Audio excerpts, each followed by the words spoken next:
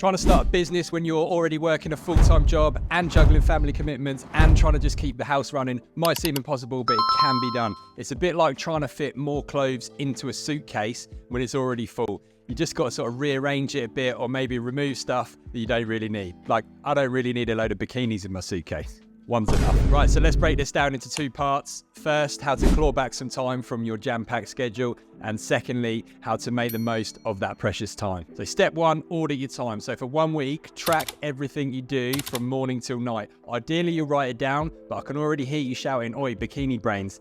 How am I going to find time to do that?" And to be honest, when I did this exercise, I didn't actually write it down myself. So what I was doing is each day I was just thinking through the blocks of time and figuring out which ones can be reallocated to working on my business. Also, as you're living through your week, be mindful of how you're spending your time. It takes a bit of practice, but if you can catch yourself when you are wasting time doing things like scrolling through social media, for example, and then you're able to say, hey, what am I doing? And reallocate that towards something useful like working on your business, then you're off to an amazing start. At this point, I just want to say that doing stuff like playing with your kids, your dog, your partner are not wastes of time. So don't start removing that kind of things from your schedule. It's kind of like budgeting your money, but instead of dollars, it's minutes. So, you know, you might, if you do a financial budget, you might say, oh, I'm spending way too much on like coffees in the morning or whatever. With this kind of time audit, you might find that you're spending too much time, like I said, on social media or choosing what to watch on Netflix. And spoiler alert, choosing what to watch on Netflix usually takes longer than watching the actual thing on Netflix. Step two, once you've got your time audit, either written down or stored in your noggin, it's time to start categorizing each activity.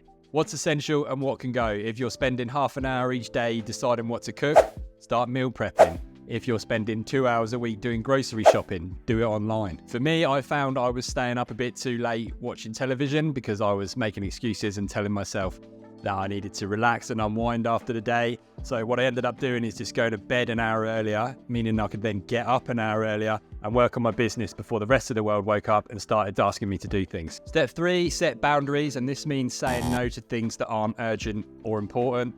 This can be from your day job. Obviously, don't go get sacked though. This could be from extended family or even from your social group. You're not trying to cut everything out, just the things that aren't urgent or important. I do have a tendency when I'm passionate about a project to lean in a bit too much into this one. So be careful not to do that. Make sure you have a bit of balance in your life because, you know, seeing your friends and family is obviously still very important.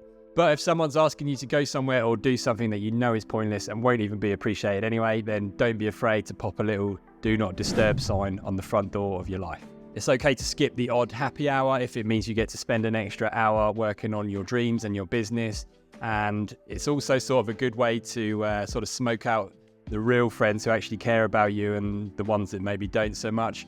The real ones will sort of believe in you and understand why it's important to you, and they'll support you on this. Step four, leverage your downtime. So this could be things like your commute to your work, your lunch break at work, or waiting in queues for your lunch or whatever. It's always an opportunity where you can, if not be working on your business, at least sort of learning something about the industry with like podcasts, audiobooks, YouTube videos on channels such as this one. You don't need to be looking at me. In fact, my missus says sometimes she prefers not to look at me. So that's always an option. But yeah, just something, learning about your business will also, I always think theory attracts practice. So if you're walking along or you're driving, obviously you can't be there pinging off emails or anything like that. But you can be listening and learning or gaining inspiration that's then going to encourage you and make you more inclined and more passionate about working on your business and give you like an energy boost to do so. It's all about turning the little moments of nothing into something productive. It's almost like cheating time itself. For example, I actually planned out this part of the video while I was just chilling out one evening with my dog, having a whiskey. Obviously only I was drinking whiskey, he doesn't drink. He reckons it makes him feel rough. That was so bad. If this part of the video is full of smelling piss takes and orders in the wrong word, then you'll know why. All right, now that we've talked about clawing back some time, let's talk about how to maximize that time that we've just clawed back. And this is where the magic happens, guys. Just before we get into that, if you're enjoying this video so far, then hit the like button and the subscribe button for more tips like this and obviously more absolutely terrible jokes. All right, step one, set clear goals. So for each block of time that you know is coming up, like you know you're going to have half an hour at lunchtime, an hour after the kids go to bed, already have it in your mind what you're going to do and what you're going to achieve in that block of time. It's like going to the gym with a plan in mind. rather than just rocking up there and then sort of walking around and going, oh, what am I going to work on today? You know, before you know it, the time's gone. So have the plan in mind and the goal that you want to achieve in each time slot. So the way I do that is with one of these things. So these days I'm usually pretty near my desk. So I have like a weekly planner, and for each day I will have exactly written down what I'm going to do on each day. And if I really want to go into detail, I'll write down there lunch, say what I'm going to do, after work, say what I'm going to do. I used to be more sort of away from my desk and out and about and stuff working. So in that case, I always had an A4 paper, whereas like I used to use study cards, but you can use an A4 paper, fold it in half, then fold it in half again, and a pen, and just keep that in your back pocket. And then whenever you think of something, just write it down. And then whenever you find yourself getting a block of time, for example, on the train home, pull out your list and say, right, bang, I'm going to get straight to work on this. Obviously, I'm old school, but if you wanted to get a bit more up to date, you can just keep it in notes on your phone. Or if you really want to go pro, you can get a Kanban application for your desktop computer, or probably on your phone, you can probably get Kanban applications as well. An added extra benefit of writing everything down is I find that sort of empties my head. So I'm not thinking, when I go to bed at night, I'm not like head on the pillow going, oh, I have to remember to do this, I have to remember to do this tomorrow, because I know I've already written it down, so I don't need to worry about it. And it really helps me getting off to sleep easier. All right, step 2, minimize distractions. Try and get a dedicated workspace where you can work on your business. If that's like a spare bedroom or an office, fantastic. Even if it's just a dedicated corner of your bedroom, that'll do to begin with. And then when you're in there working, think of yourself, right, I'm here to hardcore work. Like, you're not half and half on this. This is, time's precious. So you've really got to go hard on it and maximize it. Tell your housemates, tell your family or whatever, apologies, I'm in do not disturb mode for the next half an hour. After that, I'm all yours. But for the next half an hour, I need to go hard on what I'm trying to achieve here. Like I said earlier, the real ones in your life will totally understand and appreciate that and support you. Get your team on board and you're golden. If you're on public transport and you're trying to work, or even if your house is just noisy, then chuck on some headphones and listen to some music. I find I can't listen to anything with lyrics, or I'll start just typing the lyrics down, which can get embarrassing if you're listening to some sort of aggressive hip hop and you're trying to email clients or whatever. That's not going to turn out well. But you can get like meditation music's quite good. I like film scores like Gladiator, Lord of the Rings, stuff like that. Hans Zimmer, John Williams, something that's going to make you feel a bit energized as well.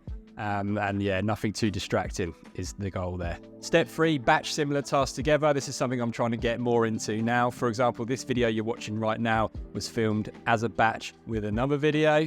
And the benefit of that is that I'm only setting the lights up once, testing the mics working once, doing my very complex vocal warm-up once. No.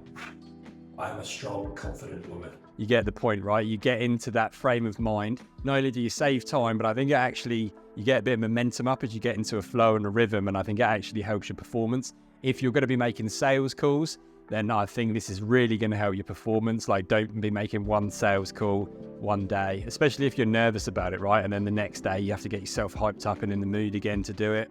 If you can just do them all in one big block, you will get a bit of a flow and a bit of a rhythm. And every little bit of success you have, you get the momentum then, which will, I think it will improve your performance as well as saving you time. If you don't make sales calls, then it could be as simple as replying to all your emails in one go, scheduling all your social media posts in one go, paying all your invoices in one go. You get into that frame of mind. I'm in the social media frame of mind. Now I'm in the financial frame of mind. So it's rather than coming in and out of tasks, because that's going to waste a little bit of time each time. Just, block it together into batches. Give it a go. It's like cooking a big batch of spaghetti bolognese, right? You cook a massive pot of spaghetti bolognese. You've got 4 or 5 meals. You've still only cleaned the pots once. And then step 4, you need to be reviewing and adjusting. So at the end of each week, have a think back about how you used your time and, be honest. Did you make a good use of your time? Were you wasting a lot of time? Were you trying to make good use of your time, but through no fault of your own, it didn't quite work out? What can you do different next week?